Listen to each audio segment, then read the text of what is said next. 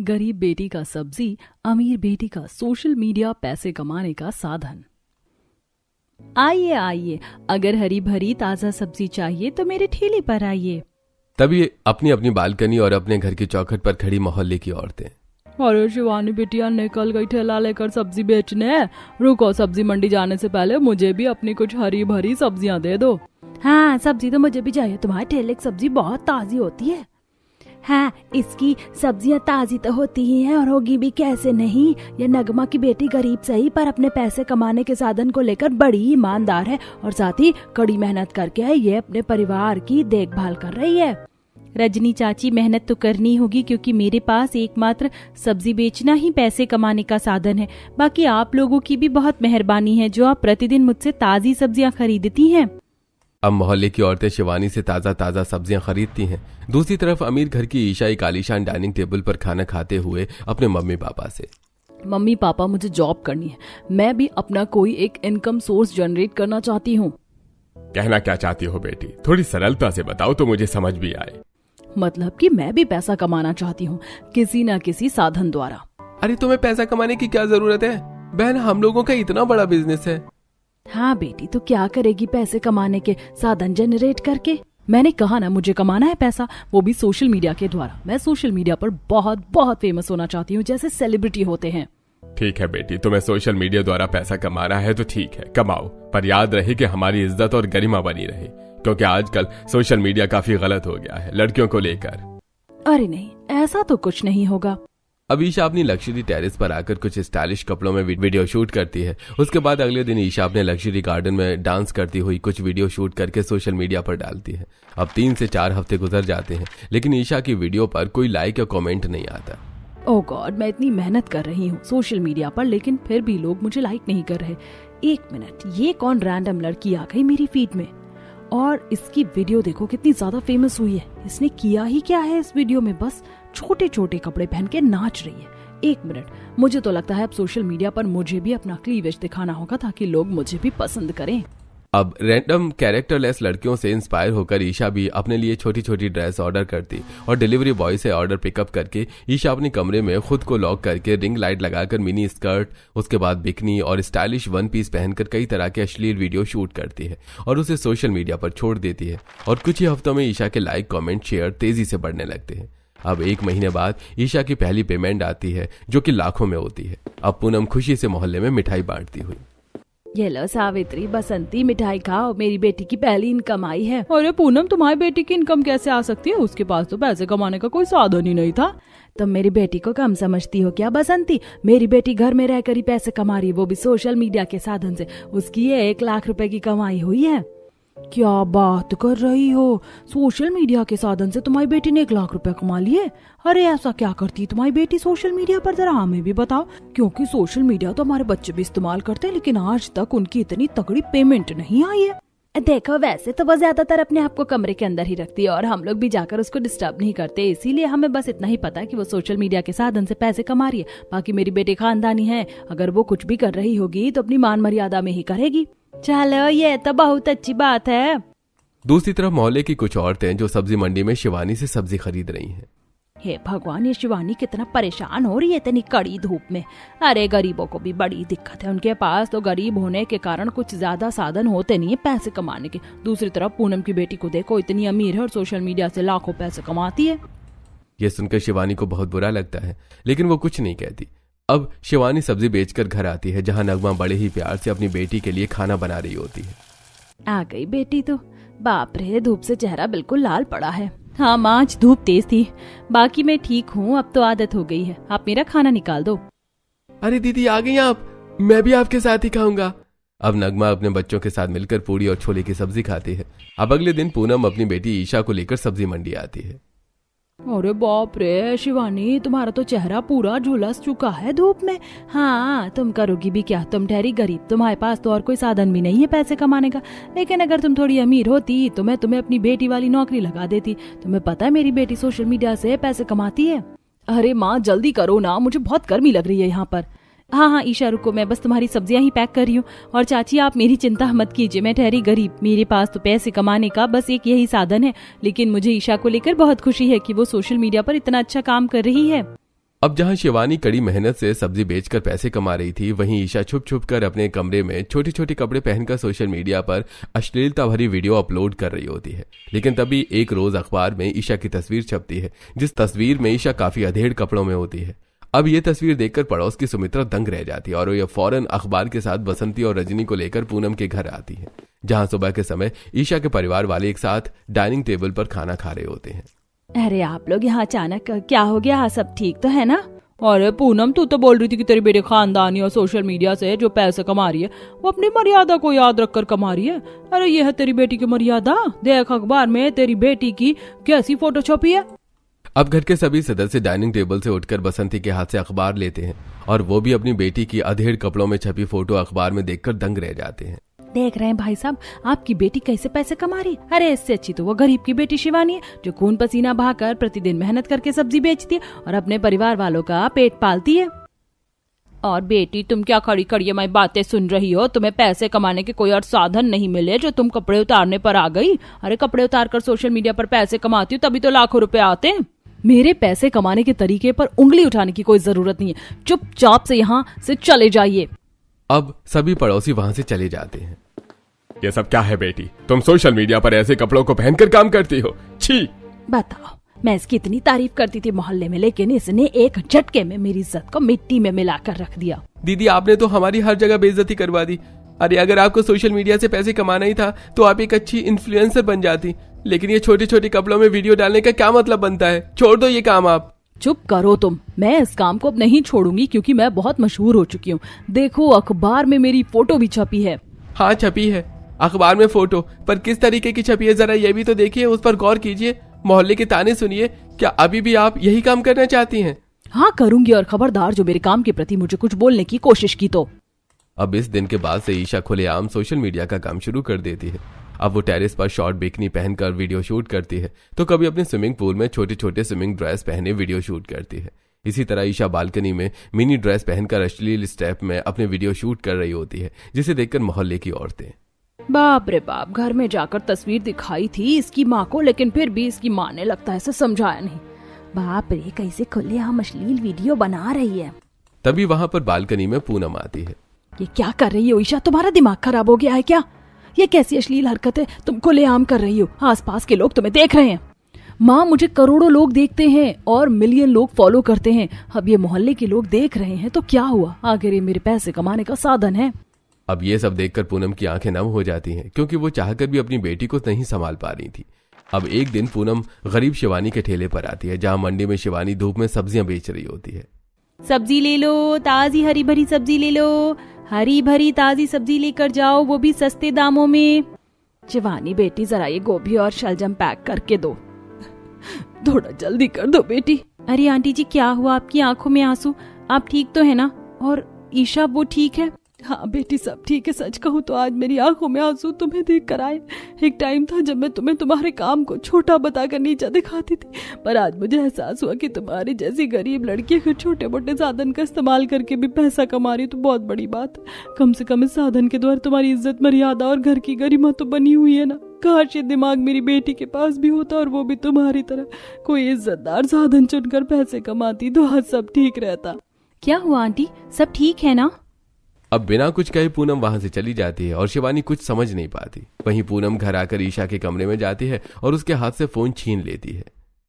ये क्या कर रही हो माँ? मैं लाइव आई हूँ अपने व्यूअर्स के साथ, उनके सामने मेरा इंप्रेशन क्यों खराब कर रही हो आप? हे भगवान, ऐसे कपड़ों में तो उनके सामने लाइव आई हुई है। अरे पूरा सीना दिख रहा है तेरा, थोड़ी तो शर्म कर।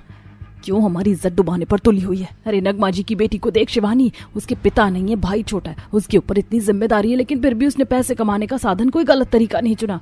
अरे इज्जत से बाजार में जाकर सब्जी बेचती है और बदन पर कपड़े भी हमेशा पूरे होते हैं। अरे तेरे पिता इतने बड़े बिजनेसमैन है, अगर तू चाहती तो एक अच्छा कोर्स करके एक अच्छी कंपनी खड़ी कर सकती थी, लेकिन तूने क्या चुना? हमारी इज्जत को बदनाम करने का साधन। ओह गॉड, मैं थक चुकी हूँ माँ आपको कह कह के कि मैं सोशल मीडिया से काफी ज्यादा एडिक्टेड हूँ और मुझे यही तरीका पसंद है और इसी साधन से मैं पैसा कमाना चाहती हूँ। आप प्लीज जाइए यहाँ से। अब धक्के मार के ईशा अपनी माँ को कमरे से बाहर फेंक देती है। वहीं अब नितिन के दोस्त उसकी बहन को लेकर उसके साथ मजाक बनाने लगते हैं। दूसरी तरफ मनोज के ऑफिस में मनोज के फ्रेंड्स, अरे मनोज, ये तो तेरी बेटी ईशा है ना? ये कैसे कपड़े पहनकर घूमती है भाई सोशल मीडिया पर? अरे बाप रे, तू उसे कुछ कहता नहीं है क्या? मैं आज ही तेरी बेटी को सोशल मीडिया से ब्लॉक कर दूंगा। अब मनोज ये सब सुनकर शर्म से नजरें नीचे कर लेता है और फिर घर आकर अपनी बेटी को समझाने की कोशिश करता है, लेकिन ईशा बिना कुछ जवाब दिए पैर पटकती हुई वहां से चली जाती है। इतना ही नहीं, अब पूनम जब भी ईशा के साथ बाजार जाती है तो ईशा को सोशल मीडिया पर देखने वाले बेहुदा लड़के उसके साथ बाजार में बदतमीजी और उसके ऊपर घटिया कमेंट पास करने लगते हैं।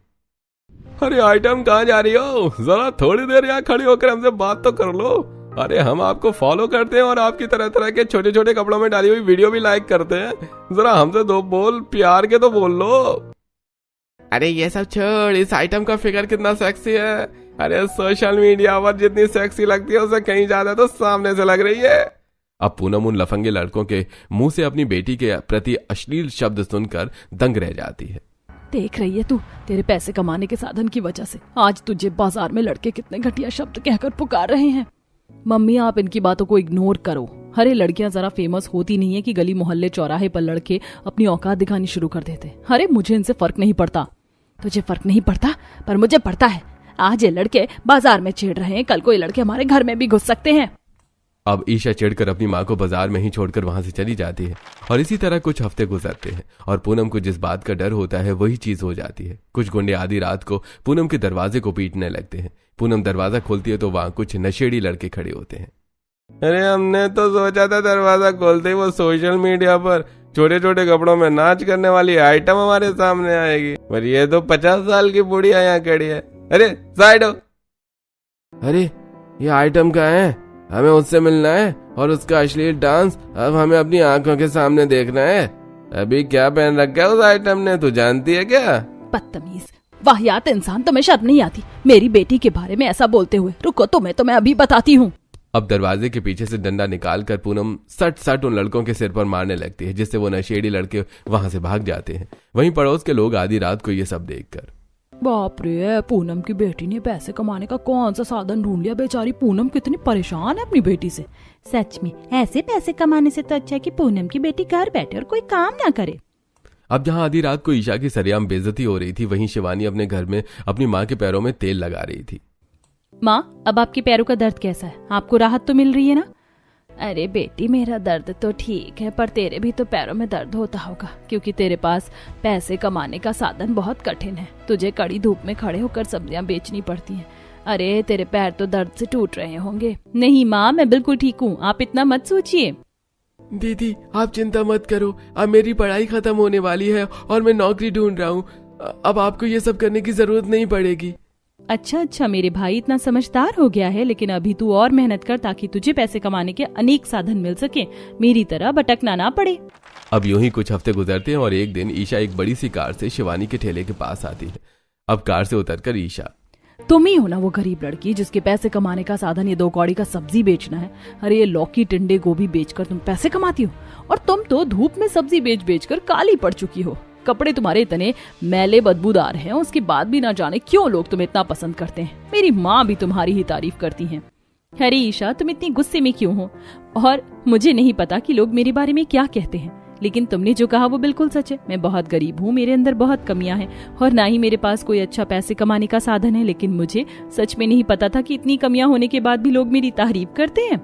तभी वहां आती सावित्री कहती है, बेटी शिवानी तू गरीब है, तेरे पास पैसे कमाने का साधन भी छोटा मोटा है, लेकिन फिर भी लोग तेरी तारीफ करते हैं क्योंकि तेरे बदन पर कपड़े रहते, तेरे सीने से दुपट्टा इधर उधर नहीं होता। लेकिन ये इतनी अमीर होने के बाद भी 2 कौड़ी का घटिया काम सोशल मीडिया पर करके पैसे कमा रही है। ओ माय गॉड, इस गरीब के पीछे बोलने के लिए पूरा मोहल्ला खड़ा है। अब गुस्से से ईशा वहां से चली जाती है। इसी तरह कुछ दिन गुजरते हैं और अब नगमा अपनी बेटी से, बेटी कब तक तू ऐसे कड़ी धूप में जाकर सब्जी बेचती रहेगी? देख तेरा रंग भी अब सांवला होता जा रहा है। मेरी मान तो अब तू ये सब कुछ छोड़ दे और अब तू शादी कर ले। मैं अब तेरे हाथ पीले करना चाहती हूँ। क्या बात कर रही हूँ माँ? नहीं अभी शादी नहीं, अभी तो मैं ही एकमात्र साधन हूँ आप लोगों के खर्चे उठाने के लिए। अगर मैं चली गई तो फिर कैसे क्या होगा? अरे दीदी आप चिंता क्यों कर रही हो? मेरी स्टडी अब सब खत्म हो गई है, कुछ दिनों में मेरी जॉब लग जाएगी, इसलिए माँ अगर कह रही है कि आप शादी कर लो तो आप कर लीजिए, यही ठीक रहेगा। अरे मेरा भाई राजू इतना समझदार हो गया। चल ठीक है, अगर तेरी नौकरी लग जाएगी तो मैं ये शादी करने के लिए तैयार हूँ। दूसरी तरफ पूनम को भी पड़ोसन लोग उसकी बेटी की शादी करने को कहने लगते हैं। हाँ, तुम लोग ठीक कह रहे हो, मुझे अब ईशा की शादी कर देनी चाहिए। हाँ, शादी करना ही एकमात्र सही उपाय होगा तेरी बेटी के लिए, क्योंकि मुझे नहीं लगता कि ससुराल वाले तेरी बेटी से नौकरी करवाएंगे। और तू ऐसा परिवार ढूंढियो भी मत जहाँ तेरी बेटी को काम करना पड़े। अब ये सुनकर पूनम भी अपनी बेटी के लिए रिश्ते ढूंढने लगती है और कुछ ही हफ्तों में पूनम को एक अच्छे परिवार का रिश्ता मिल जाता है। अब लड़के वाले ईशा को देखने आते हैं। ईशा अपने कमरे में छोटे छोटे कपड़े पहनते हुए। बहुत शौक है ना मेरी माँ को मेरी शादी करवाने का। अब देखो ऐसे कपड़े पहनकर जाऊंगी कि लड़के वाले खुद उठकर यहाँ से चले जाएंगे। अब ईशा जानकर लड़के वालों के पास शॉर्ट 1 पीस ड्रेस पहनकर आती है। ये देखकर लड़के वाले, हे भगवान, पूनम जी ये है आपकी लड़की? अरे ये लड़की तुम्हारे घर में आकर हमारे घर की बहू बेटियों को ही बिगाड़ देगी। अरे कितने छोटे कपड़े पहने हैं इसने। रहने दीजिए पूनम जी, हमसे ये रिश्ता नहीं हो पाएगा। इतना कहकर लड़के वाले वहां से चले जाते हैं। अब इस तरह ईशा हर लड़के वालों के सामने छोटे छोटे कपड़े पहनकर आती है, जिससे बार बार ईशा के रिश्ते टूटते ही चले जाते हैं। वहीं दूसरी तरफ नगमा की गरीब बेटी को एक अमीर परिवार का रिश्ता मिल जाता है और वो अमीर परिवार खुशी खुशी शगुन के सामान के साथ शिवानी का रोका अपने बिजनेसमैन बेटे से करवाते हैं। चलिए नगमा जी, आज से आपकी बेटी हमारी। अब आप एक अच्छा सा मुहूर्त निकलवा लीजिए ताकि मैं अपनी बहू को ले जा सकूं। अब नगमा खुशी से मोहल्ले में मिठाई बांटती है।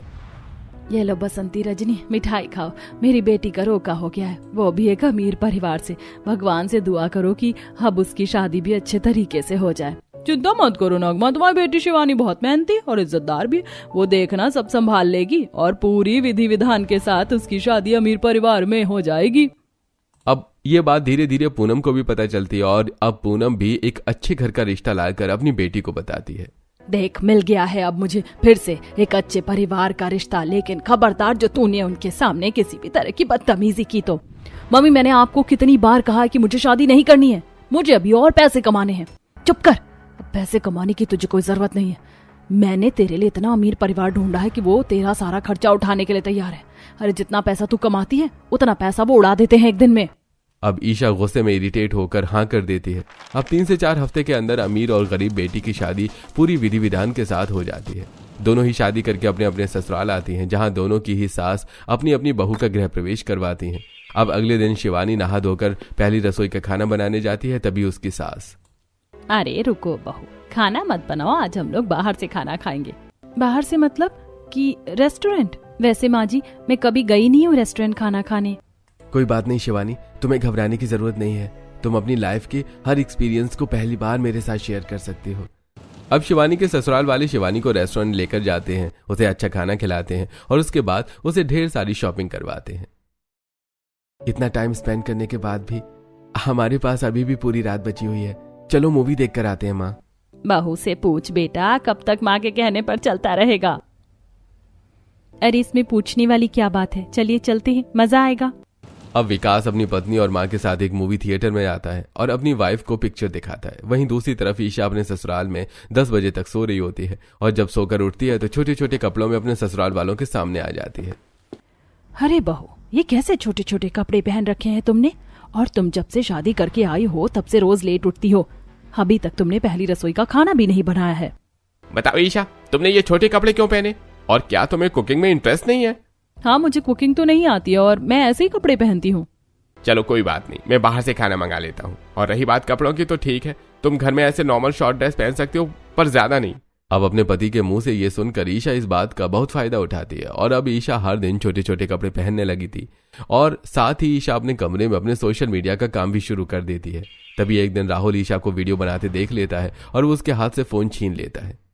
ये क्या कर रही हो ईशा? और ये कैसी वीडियो शूट कर रही हो तुम अपने फोन में? छी, ओ माय गॉड, लोगों ने कितने चीप कमेंट किए हुए हैं तुम्हारी पोस्ट पर। आज से तुम्हारा सोशल मीडिया चलाना बंद। क्यों? ऐसा कुछ नहीं है, मैं शादी से पहले भी करती थी ये सब और अब भी करूंगी। अगर मैंने दोबारा देख लिया ईशा तुम्हें इस छोटे छोटे कपड़ों में वीडियो बनाते हुए, तो देख लेना, मुझसे बुरा कोई नहीं होगा। अब राहुल ईशा को समझाता है, लेकिन ईशा को बात समझ नहीं आती। वो राहुल के ऑफिस जाती बालकनी में आकर छोटे छोटे कपड़ों में वीडियो शूट करने लगती है, जिसे देखकर मोहल्ले की औरतें उर्मिला से, अरे उर्मिला, तुमने अपने संस्कारी बेटे की शादी कैसी लड़की से करवा दी? बाप रे, ये बालकनी में खड़ी होकर कैसे छोटे छोटे कपड़े पहनकर वीडियो बनाती है।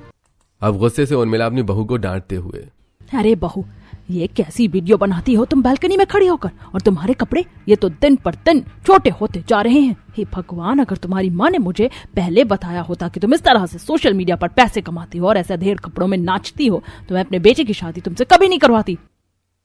हाँ, जब मेरी माँ मेरा कुछ नहीं बिगाड़ पाई तो आप क्या कर लोगी मेरे साथ? बाय द वे, मैं अपने अंदर चेंजेस नहीं लाऊंगी। दूसरी तरफ शिवानी अपनी सास के साथ डेली मंदिर जाती है। आस पड़ोस के लोग उसकी बहुत तारीफ करते हैं। माही माँ, तुम्हारी बहू तो सर्वगुण संपन्न और संस्कारी, भगवान तुम्हारी जैसी गुणी बहू सबको दे।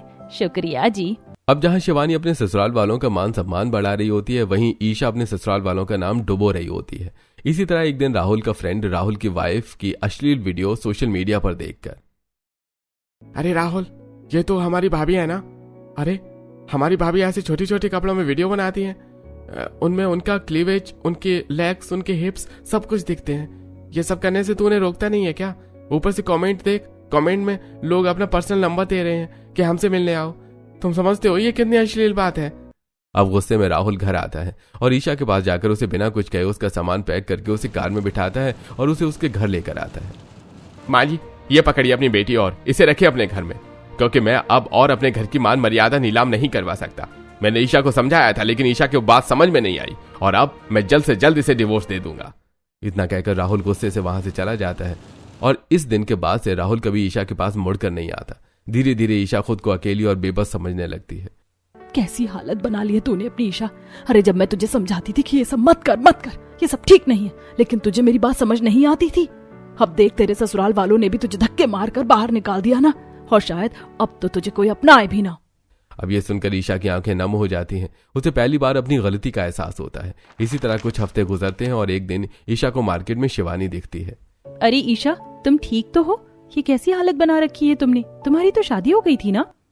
शिवानी के मुंह से ये सुनते ही ईशा की आंखों से झरझर आंसू गिरने लगते हैं। हाँ शिवानी, मेरी शादी हुई थी, पर अफसोस मेरी वो शादी टूट गई, वो भी मेरी ही कुछ गलतियों की वजह से। शायद मेरे अंदर कुछ ज्यादा ही घमंड आ गया था, जिसे भगवान ने एक झटके में तोड़कर मुझे मेरी औकात दिखा दी। वैसे तुम काफी अच्छी लड़की हो शिवानी, मैं बेवजह ही तुमसे चिढ़ती थी, पर अब मुझे एहसास होता है कि मेरी माँ मुझे क्यों तुम्हारी तरह बनाना चाहती थी। अगर आज मैं तुम्हारी तरह होती तो आज मेरा घर नहीं उजड़ता, लेकिन अफसोस मैंने ये समझने में बहुत देर कर दी। ईशा, तुम्हें तुम्हारी गलतियों का एहसास हो गया है ना, तो भगवान तुम्हारे साथ अब अच्छा ही करेगा, क्योंकि भगवान अपने बच्चों की गलती तब माफ कर देते हैं जब उसे दिल से अपनी गलती का एहसास होता है। तभी वहां पर इत्तेफाक से ईशा की माँ आती है, जो ये सब सुन लेती है। अरे बेटी, अब तुझे एहसास हो रहा है तेरी गलतियों का? अरे मैंने कितना समझाया था तुझे, तेरे पापा ने, तेरे भाई ने, मोहल्ले के लोगों ने, ना जाने किस किस ने तुझे समझाया था, लेकिन तुझे तब बात समझ नहीं आ रही थी, और अब जब तुझे बात समझ भी आई है तो अब बहुत देर हो चुकी है। कुछ देर नहीं हुई है आंटी, अभी भी ईशा उतनी ही खूबसूरत है जितनी पहले थी, बस अब थोड़ी मर्यादा में रहेगी तो जल्द से जल्द इसे एक दूसरा अच्छा रिश्ता मिल जाएगा। अब शिवानी के बात मानकर ईशा अपने अंदर ढेर सारे बदलाव लेकर आती है और फिर कुछ महीनों में उसकी दूसरी शादी हो जाती है, जहां वो अपनी खुशहाल जिंदगी व्यतीत करने लगती है।